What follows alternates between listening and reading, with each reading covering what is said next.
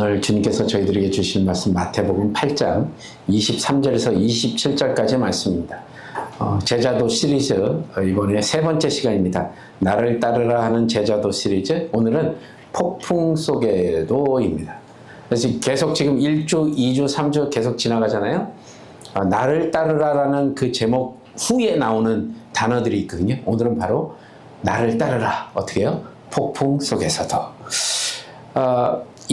처음 1주차에는 저희가 인생을 지탱하던 삶의 그물과 안전지대를 과감하게 버리고 예수님을 즉각적으로 따랐던 어부들의 순종을 우리가 함께 또 나눴습니다. 그리고 지난주에는 내 감정과 욕망의 주인인 자기 숭배를, 이 시대에 나를 부인하고 날마다 내 목에 십자가를 지라는 그런 제자도의 뜻을 또 우리가 배웠습니다.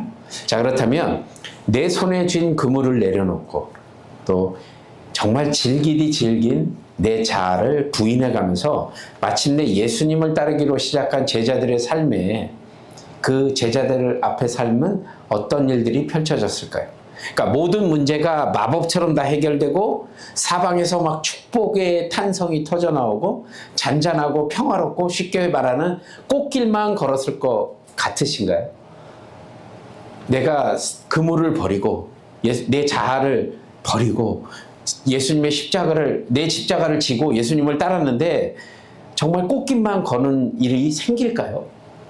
오늘 성경은 주님을 따르기로 시작한 우리를 향해서, 저와 여러분을 향해서 정말 지독하리 많지 정직하고도 충격적인 답을 주는데, 오늘 본문인 23절과 24절에 보시면 어떤 일이 있냐면, 배에 오르심에 제자들이 따랐더니 바다에 큰 놀이 일어나 배가 물결에 덮이게 되었으니 예수는 주무시는지라. 자, 본문을 보면 아주 긴장감이 이렇게 딱 일어나죠. 제자들이 배에 오르신 예수님을 어떻게 했냐면 따랐다고 되어 있습니다. 예수님을 이제 따라가기로 결정하고 따랐어요. 근데 그 바로 직후에 아주 무엇이 기다렸다는 듯이 찾아오죠. 바다에 큰 놀이 일어나 배가 물결에 덮이게 되었다고 성경은 기록하고 있습니다. 그러니까 큰 물결이 일어난 겁니다. 따랐다.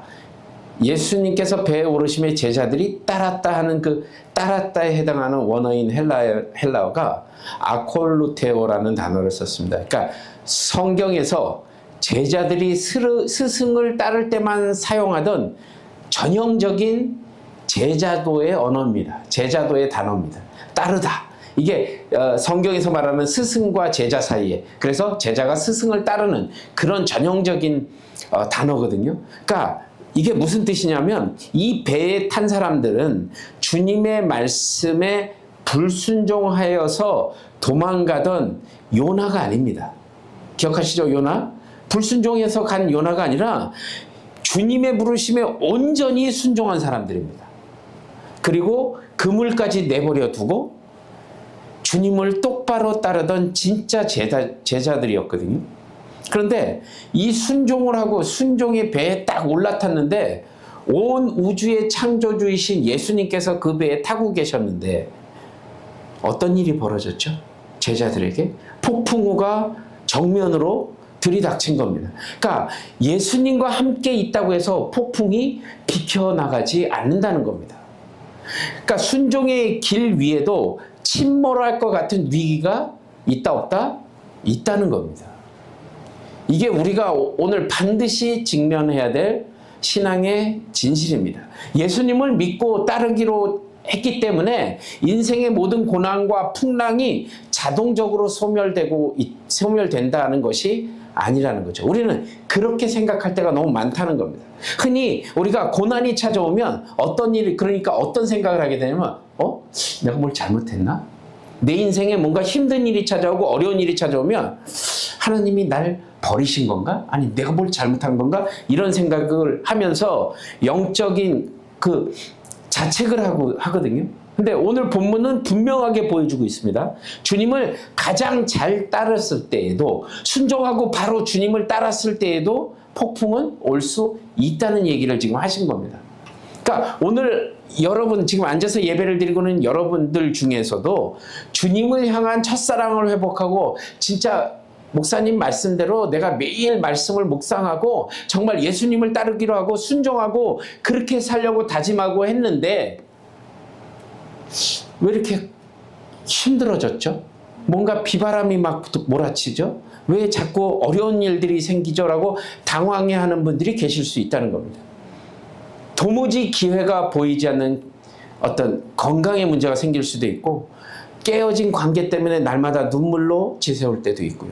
내 힘으로는 도저히 감당할 수 없는 어떤 그런 경제적인 문제가 생겼을 수도 있습니다. 그리고 내면 깊은 곳에서 나를 자꾸 흔들고 있는 불안함과 두려움 같은 것들이 계속해서 나를 흔드는 거죠. 아니 주님, 내가 주님을 따르는데 제가 주님을 따르기로 순종하고 나가는데 왜 내 삶에는 이런 일이 일어나는 겁니까? 라고 소리치고 있는 분이 계시진 않으시냐는 말입니다. 오늘 본문은 그 폭풍의 한복판에서 절규하고 있는 제자들의 모습을 통해서 우리가 고난을 바라보는 시선, 그것을 완전히 뒤집어 엎으신 장면입니다. 과연 주님께서 허락하신 이 폭풍 속에 숨겨진 진짜 제자도의 비밀이 무엇인지, 또 절망의 파도를 뚫고 역사하시는 그 주님의 숨겨진 음성 속으로 오늘 한번 저와 여러분 함께 짧게 한 3가지만 나누도록 하겠습니다. 첫 번째, 폭풍보다 더 크신 것은 주무시는 예수님이다. 말이 좀 이상한가요? 폭풍보다 더 큰 것은 주무시고 계시는 예수님이라는 겁니다. 그러니까 본문에서 가장 충격적이고 약간 이해가 안 되는 이질적인 장면이 뭐냐면 지금 집어삼킬 듯한 파도가 막 몰려오고요. 폭풍이 몰려온 상태입니다. 이 격렬한 폭풍 한복판에 지금 배가 뒤집혀서 침몰하기 직전이란 말입니다. 그 순간에 예수님께서 어떻게 하고 계셨냐는 겁니다. 주무시고 계셨다는 거예요. 제자들은 지금 살기 위해서 죽어라고 소리 질러가면서 어떻게 해서든 살려고 하고 막 배에 물이 들어오는 것들을 퍼내기도 하고 어떻게 해서든지 살려고 발버둥치는 이 시간에 예수님께서는 미동도 없이 주무시고 계셨다는 겁니다. 이 장면은 고난을 통과하는 우리에게 철저하게 당황하게 만들게 되고 심지어는 주님의 냉담하고 무관심한 것처럼 느껴져 서운할 마음이 들 수도 있는 장면입니다. 아니 지금 난 이렇게 힘들어서 죽을 고비를 넘겨가면 이렇게 힘들어하는데 예수님 지금 주무시고 계시다는 거예요. 그런데 여러분 이 장면을 깊이 있는 신학적인 안목으로 우리가 좀 바라봐야 됩니다. 자, 뭐냐면 예수님은 이 아비규환의 폭풍 속에서 편안하게 주무실 수 있었던 게 무엇이냐는 말입니다. 그거는 그분에게는 이 폭풍이 지금 몰아치고 있는 이 폭풍이 단 1%의 두려움의 대상도 되지 않았다는 것을 뜻하고 있습니다. 우리가 보는 그 폭풍우, 막 지금 죽을 것 같은 어려운 그 거대한 폭풍우가 사실 예수님한테는 단 1%의 두려움도 가질 수 있게 하는 장면이 아니라는 뜻을 지금 보여주고 계신 겁니다. 그러니까 인간은 위기가 닥치면 심장이 벌렁벌렁거리고 막 어찌할 줄 모르고 두려워하고 막 그러는 상태지만 만물을 창조하신 예수님에게는 이 거대한 폭풍조차도 아무런 문제가 되지 않기 때문에 그냥 단잠을 주무신 겁니다. 또한 예수님께서 이 단잠을 주무신다는 것은 성경 전체, 전반을 흐르는 아주 중요한 신학적 역설을 담고 있는데 구약 성경 시편 121편 3절과 4절을 말씀 우리 함께 읽어보도록 하겠습니다. 시작. 여호와께서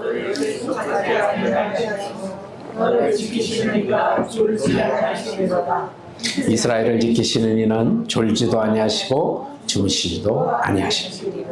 아멘.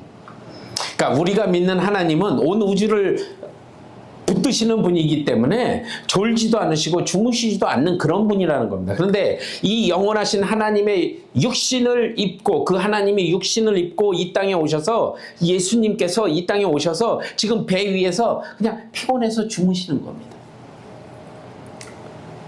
우린 이와 같은 똑같은 심정을 입으신 예수님의 인성을 볼 수가 있죠. 그리고 동시에 그분은 잠들어 계시는 순간에도 온 우주의 상황은 결코 그분의 통제 밖으로 벗어나지 않는다는 것을 알려주고 있는 겁니다. 그러니까 인간의 몸으로 오셨기 때문에 피곤하신 거예요. 그래서 주무시는 거예요. 그렇지만 주무시는 가운데서도 이분의 통제를 벗어나지 않는 세상, 그것이 있다는 겁니다. 왜냐하면 이분이 그 창조주이시기 때문에 그렇다는 겁니다. 폭풍이 거세게 몰아쳐도 예수님을 강제로 깨운 것이 아닙니다. 예수님이 폭풍에 놀라서 허겁지겁 일어나셔서 한 것도 아니고요. 그분이 주도권을 쥐시고 일어나서 폭풍을 어떻게 하셨죠? 꾸짖으셨습니다. 주님이 잠드신 그 순간에도 바다는 그분의 손바닥 위에 있었다는 겁니다. 그러니까 우리의 인생을 뒤흔드는 그 폭풍도 마찬가지죠. 갑작스럽게 찾아온 그런 건강의 문제든 경제의 문제든 인간관계가 깨어지는 문제든 막 우리를 숨통을 조여오는 그런 것들조차도 우리에게는 그게 당장 인생이 끝날 것 같은 아주 긴박한 문제인 것 같지만 온 우주의 통치자이신 예수님을 당황하게 만들거나 그 예수님을 잠에서 깨울 만큼의 비상사태는 결코 아니라는 겁니다. 누구 입장에서요? 예수님 입장에서는 그렇다는 겁니다. 그러니까 그분은 모든 상황을 이미 태초부터 알고 계시고 여전히 완벽하게 다스리고 계시다는 것을 지금 보여주는 겁니다.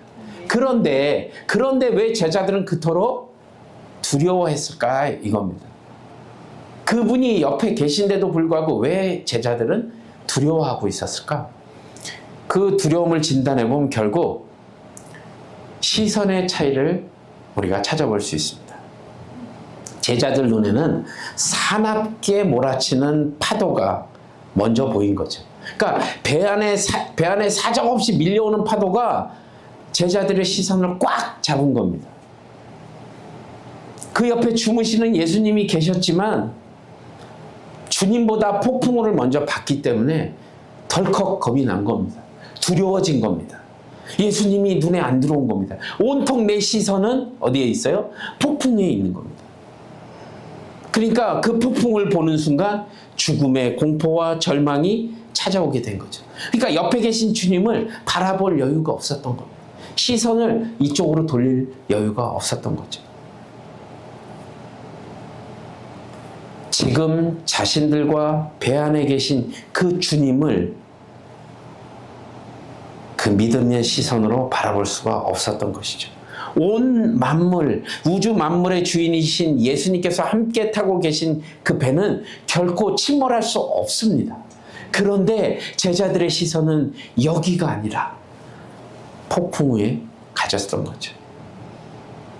예수님이 그 안에 계시면 아무리 배가 물에 차고 폭풍이 몰려와도 그 배는 안전하게 항구에 도착할 것입니다.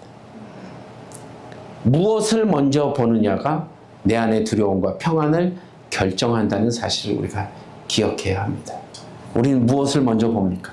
결국 우리의 두려움의 진짜 근원은 내 삶에 들이닥친 폭풍우의 크기나 그 폭풍의 강도가 아니라 거친 파도와 비바람에 내 마음을 빼앗겨버린 것. 내 삶의 배에 함께 계신 예수님의 존재와 그분의 크기를 새까맣게 잊어버린 것 때문에 우린 두려움에 사로잡히게 된 거죠. 여러분에게 한번 질문해 보죠. 여러분은 여러분의 시선을 어디에 두고 사십니까? 무엇을 먼저 바라보십니까? 어떤 문제가 닥쳤을 때 무엇을 먼저 바라보시냐는 겁니다. 내 삶을 무섭게 집어삼킬 듯한 그 세상의 파도입니까? 아니면 묵묵히 내 삶의 곁을 지키시며 배 안에 함께 타고 계신 예수님이십니까? 우리가 거친 폭풍 속에서도 놓치지 말아야 될 단 하나의 진실은 지금 내 주님이 나와 함께 이 위기를 통과하고 계시다는 사실입니다. 내 시선을 파도에 돌려서 배 안에 계신 주님을 놓치지 마시기 바랍니다. 내가 먼저 배 안에 계신 주님께 시선을 돌릴 때 아무리 거친 바다의 한복판이라도 그 상황을 뛰어넘는 하늘의 완전한 평안이 저와 여러분에게 임할 줄로 믿습니다. 그런 믿음을 가지고 나아가시길 바랍니다. 자, 두 번째로 우리가 기억해야 될 것은 오늘 말씀에 두려움은 기도의 문을 연다입니다. 자, 두려움은 기도의 문을 연다. 제자들은 그 감당할 수 없는 죽음의 공포와 두려움 속에서 뭘 했는지 잘 보십시오. 무섭죠? 지금 죽을 것 같습니다. 파도가 몰려오고 폭풍이 치니까 죽을 것 같아요. 그래서 제자들을 살펴봤죠. 그랬더니 제자들이 취한 행동이 오늘 성경에 정확하게 나와 있죠. 25절에 제자들이 나와 깨우며 이르되 주여 구원하소서 우리가 죽겠나이다. 제자들이 다른 곳으로 도망치거나 인간적인 방법을 구한 게 아니고 그 두려움의 한복판에서도 곧장 예수님께 달려온 겁니다. 예수님께 달려왔어요. 이 점이 오늘 우리가 주목해야 될 핵심입니다. 비록 두려움에 사로잡혀 소리를 질렀죠. 두려웠어요. 왜? 시선이 거기에 꽂혀 있었으니까. 비명 질렀습니다. 그런데 그 두려움이 제자들을 예수님에게서로부터 멀어지게 만든 것이 아니라 오히려 예수님께 더 가깝게 달려가게 만드는 영적 통로가 되었다는 사실입니다. 그들이 주님을 깨워서 던진 기도는 교리적으로 세련되거나 신학적으로 정교한 그 기도가 결코 아닙니다. 무슨 미사오구가 있었던 게 아닙니다. 뭐라고 돼 있죠? 주여 구원하소서 우리가 죽겠나이다. 지금 워딩은 그렇게 되어 있는데 여러분 그 상황을 한번 떠올려 보십시오. 뭐라고 얘기했겠습니까? 주님 일어나십시오. 우리 죽게 생겼어요 지금. 주님 일어나세요라고 딱 얘기한 거죠. 어떤 미사여구도 집어넣지 않았습니다. 그냥 짧고 절박하게 그냥 있는 그대로 내 자신의 연약함을 날 것으로 그냥 드러낸 정직한 외침입니다. 자, 여기서 구원하소서라는 그 원어, 헬라어 원어가 소조라는 단어를 썼습니다. 이 단어는 신약 성경에서 물리적인 위기나 질병으로부터 건져내다, 치유하다 이런 뜻으로 쓰이기도 하지만 죄와 사망으로부터 영혼을 건져내시는 영적인 구원을 선포할 때도 동일하게 사용된 단어입니다. 그러니까 건져내다, 치유하다라는 그 육적인 뜻도 있지만 영적인 구원을 나타낼 때도 이 단어를 쓴 겁니다. 제자들은 지금 당장 배가 침몰해서 빠져 죽을 것 같은 이 위기 속에서도 물리적인 구조 요청을 하면서도 그러니까 물리적인 요청을 한 거잖아요. 저 지금 구해주세요. 죽게 생겼거든요. 구해주세요. 라고 뱉었지만 성령의 맥락 안에서 이 외침은 한 인간이 절대자 앞에서 구원을 갈망할 때 터져나오는 가장 본질적인 복음의 단어라는 겁니다. 구원하여 주시옵소서. 나는 육체적으로 지금 죽을 것 같은 공포 때문에 도와주십시오, 구원해 주십시오라고 외쳤지만 사실은 영적인 구원을 외친 겁니다. 우리는 종종 신앙생활을 하면서 내 안에 두려움이 찾아오거나 불안이 엄습하면 그것을 믿음이 없는 증거라고 생각하고 영적으로 실패했다고 생각하는 경우가 너무 많아요.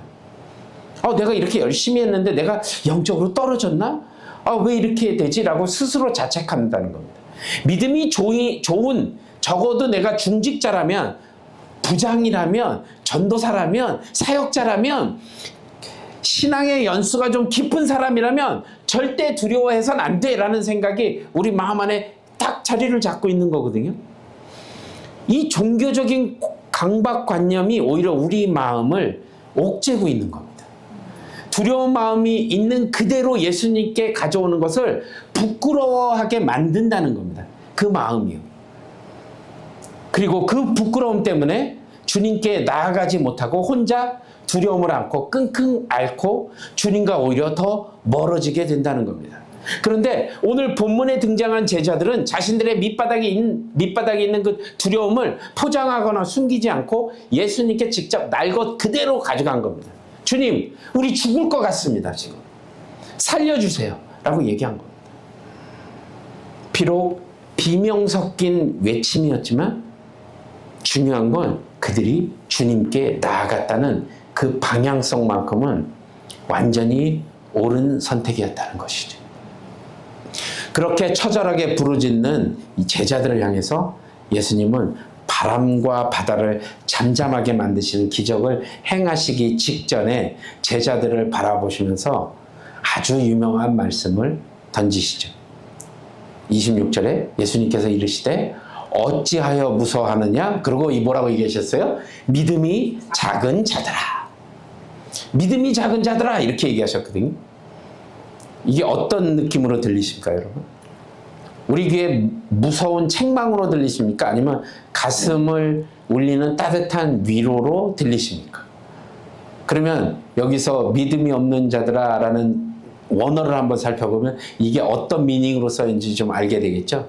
올리고 피스토스라는 단어를 썼습니다. 그러니까 작은 믿음을 가진 자들이라는 뜻이에요. 말 그대로. 번역한 그대로. 근데 이 단어는 마태복음 전체에서 오직 딱 4번 등장하거든요. 이 단어가. 그러니까 놀랍게도 불신자나 바리새인들 같은 쪽을 향해서는 단 한 번도 쓰인 적이 없습니다. 그러니까 믿음이 초신자들 있죠. 아니 아예 모르는 사람들한테는 한 번도 쓰이지 않았어요. 누구한테 쓰였냐면 언제나 이 4번 언제나 예수님의 제자들을 향해서만 사용되었습니다. 그러니까 여기서 우리가 붙들어야 될 복음의 진리가 있는데 예수님은 제자들을 향해 믿음이 작은 자라고 부르셨을 때 결코 그들이 한심해서 그렇게 여겨서 배 밖으로 밀쳐내거나 버리지 않으셨다는 뜻입니다. 그러니까 주님은 야 니네 왜 이렇게 믿음이 없냐? 너희는 제자 자격도 없다 라며 믿음이 없는 자로 정죄하신 게 아니라 no faith 믿음이 없다 이렇게 정죄하신 것이 아니라 너희 안에 나를 향한 믿음이 분명히 존재하고 있는 건 아는데 거대한 풍랑 앞에 서니까 너희들이 그 믿음이 일시적으로 주눅들고 작아진 상태. 그러니까 no faith가 아니라 little faith. 이거를 딱 짚어주신 겁니다. 그 믿음의 양이 적은 거예요. 그러니까 이 단어를 잘 들어보시면 포기하거나 야 니들은 진짜 믿음이 없어서 안 돼. 믿음이 작은 자들아. 그러고 쫓아내신 그 관계를 끊어내신 그런 단어가 아니라 끝까지 함께 그렇지만 내가 끝까지 함께 너희들과 함께 가겠다고 하신 동행의 언어로 쓰인 겁니다. 그러니까 예수님은 믿음이 작아 의심하고 두려워하는 제자들을 향해 혀를 끌끌 차시면서 떠나버리신 것이 아니라 도리어 그 작은 믿음의 소유자들과 함께 배에 널빤지를 붙들고 그 끔찍한 폭풍의 시간을 고스란히 함께 통과해 주신 겁니다.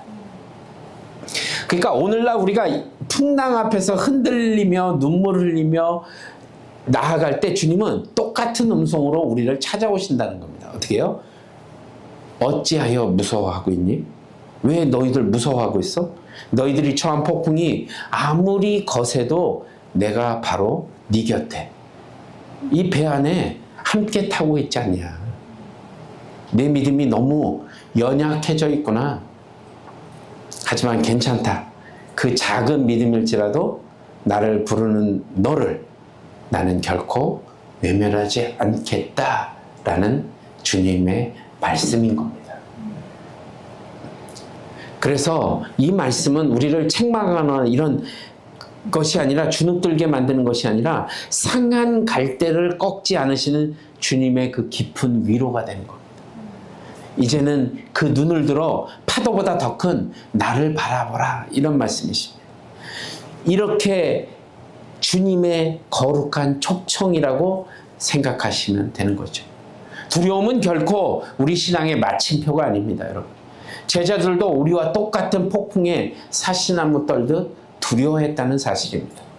진짜 제자도의 뜻은요, 여러분, 두려움이 없는 상태가 아니라 내게 찾아온 그 깊은 두려움을 숨기지 않고 예수님 앞에 고스란히 가져가서 주여 구원하여 주시옵소서라고 부르짖는 용기를 가진 자들입니다. 그게 제자도입니다. 그 용기를 가져야 됩니다. 그러면 주님께서는 그 작은 믿음조차 기도로 바꿔 주님께 나오는 자들을 절대로 버리지 않으시고 그 폭풍 속에서도 끝까지 함께 걸어가신다는 사실을 기억하셔야 합니다. 혹시 지금 여러분 혼자서 감당할 수 없는 폭풍에 두려워하고 계신 분, 끙끙 앓고 계신 분이 계십니까? 내 연약한 믿음을 주님 앞에 들키는 것이 부끄러워서 기도의 자리를 피하고 계시지는 않으십니까? 여러분, 망설이지 말고 그 두려움 가진 그 자체로 그 두려움을 아는 채 주님의 보좌 앞에 나아가시기 바랍니다. 그리고 속속들이 주님께 아뢰시기 바랍니다. 우리의 작은 신음에도 응답하시며 폭풍 속에서도 내 손을 붙잡아 주시는 주님의 그 일하심이 우리의 삶이 시작될 줄로 믿습니다. 자, 세 번째 우리가 기억해야 될 것은 뭐냐면 폭풍을 잠잠하게 하시는 분을 알아가는 것이 제자도이다라는 겁니다. 그러니까 예수님께서 제자들의 연약함의 믿음을 진단하신 직후에 곧바로 일어나서 몰아치던 폭풍을 향해 바다를 향해 엄히 꾸짖으셨잖아요.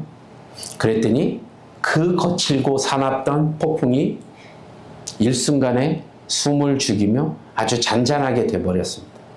이 기적은 순식간에 일어났고 이 엄청난 광경을 목격한 제자들은 엄청난 충격에 휩싸였죠. 그래서 오늘 27절에 제자들이 이렇게 반응합니다. 함께 읽겠습니다. 시작. 그 사람들이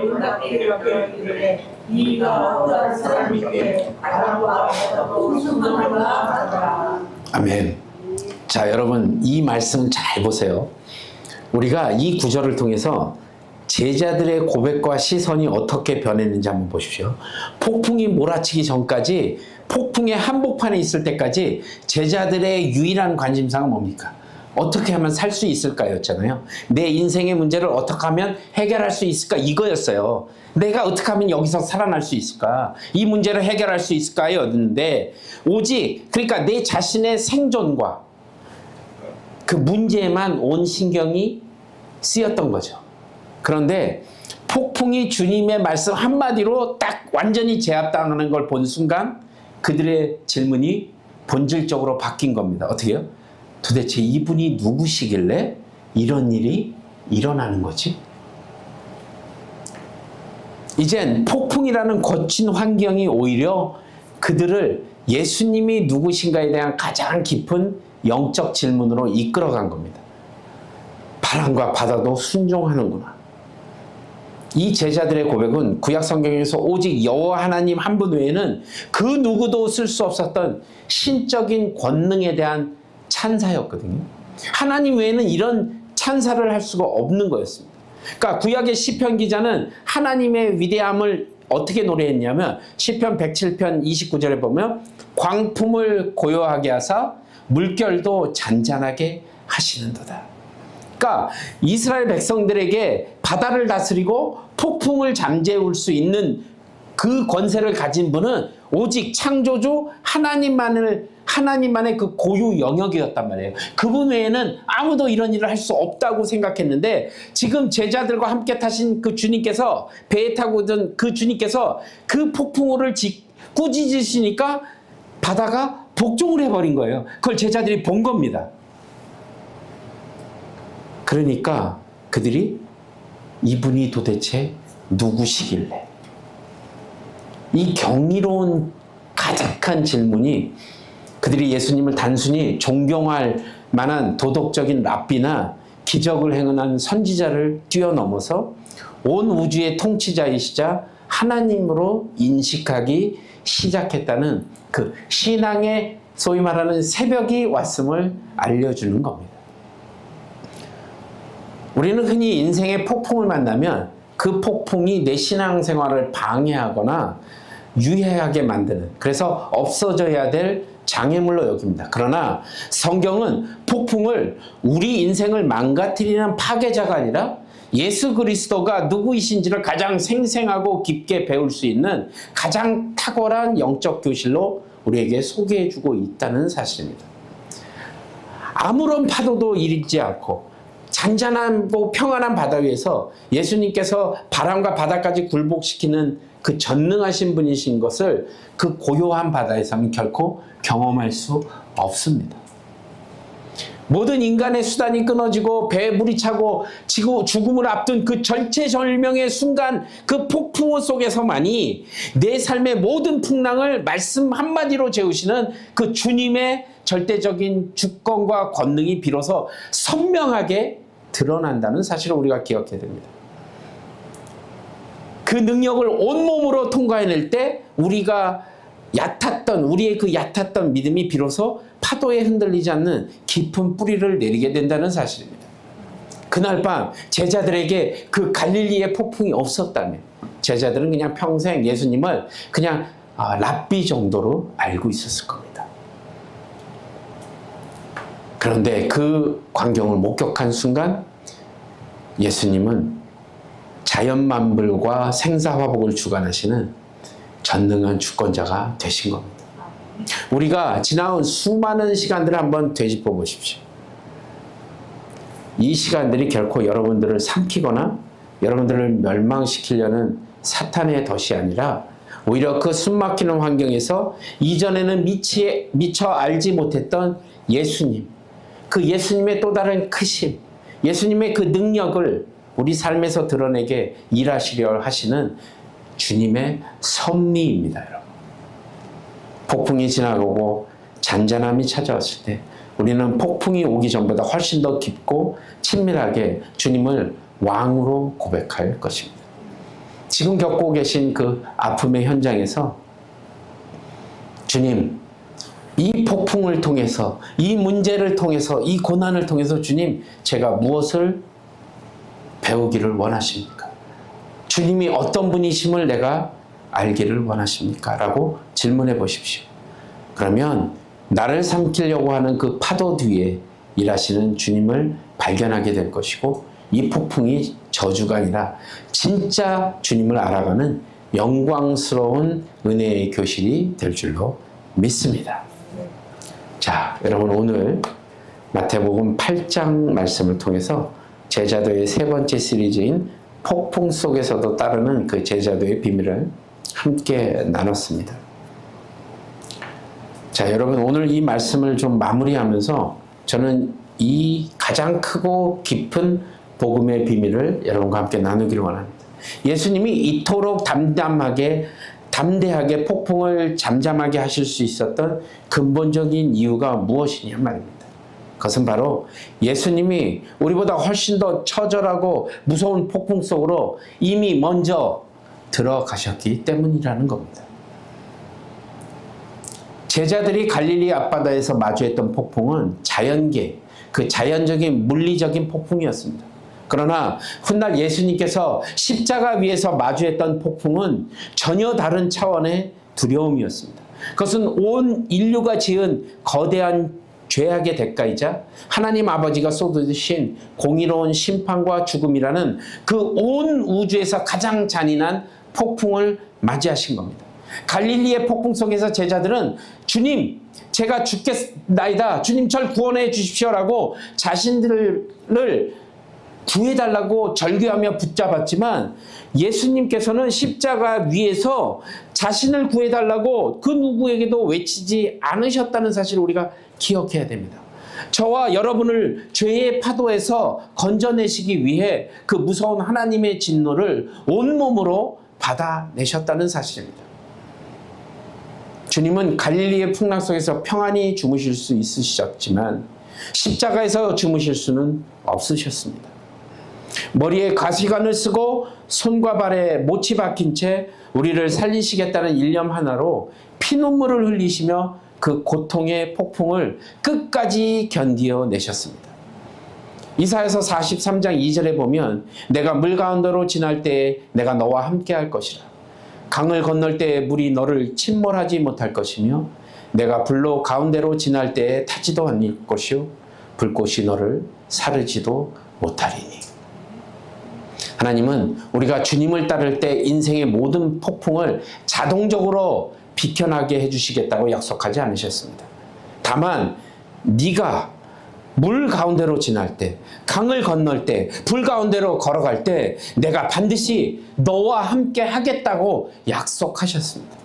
예수님이 십자가에서 죽음이라는 그 가장 큰 폭풍을 먼저 뚫고 승리하셨기 때문에 이제 우리가 인생에서 맞이하는 그 어떠한 풍랑 속에서도 주님은 도망치지 않으시고 우리 배 안에서 함께 풍랑을 맞이해 주십니다. 오늘 여러분 여전히 삶의 거친 폭풍 속에 계십니까? 예수님이 지금 바로 여러분 배 안에 함께 계심을 믿으시기 바랍니다. 때로는 주님이 내 고통을 침묵하시는 것처럼 느껴지고 잠들어 계신 것처럼 보여서 외로울 수는 있습니다. 그러나 주님은 단 한순간도 여러분을 떠나지 않으시고 여러분이 겪는 그 아픔의 파도는 결코 주님의 주권과 통제 밖으로 떠나지 않는다는 사실을 잊지 마시기 바랍니다. 그래서 로마서 8장 38절 39절 내가 확신하노니 사망이나 생명이나 현재일이나 장래일이나 능력이나 39절 읽겠습니다. 시작. 높음이나 갈등이나 다른 어떤 피조물이라도 우리를 우리 주 그리스도 예수 안에 하나님의 사랑에서 끊을 수 없으리라. 아멘.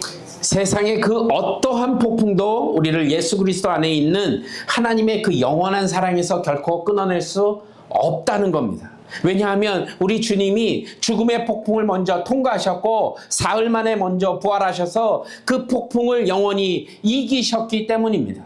부활하신 예수님은 세상의 모든 폭풍보다 크시다는 사실 꼭 기억하시기 바랍니다.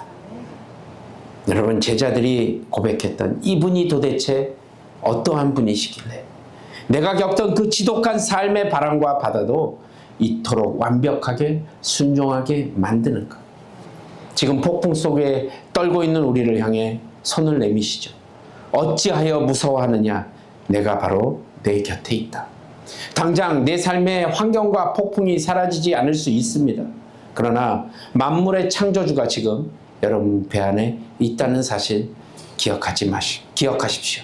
그리고 낙심하여 주저앉지 말고 두려움을 아는 채 다시 한번 기도의 자리로 나가셔서 주님 나를 구원하소서 외칠 때 폭풍보다 크신 그 주님이 여러분의 심령 안에 세상이 줄 수 없는 가장 위대한 평안을 선물해 주실 것입니다. 그 주님을 온전히 신뢰하며 폭풍 속에서도 묵묵히 제자의 길을 걸어가는 귀하고 복된 한 주간이 되시길 우리 주 예수 그리스도 이름으로 간절히 축복합니다. 기도하시겠습니다.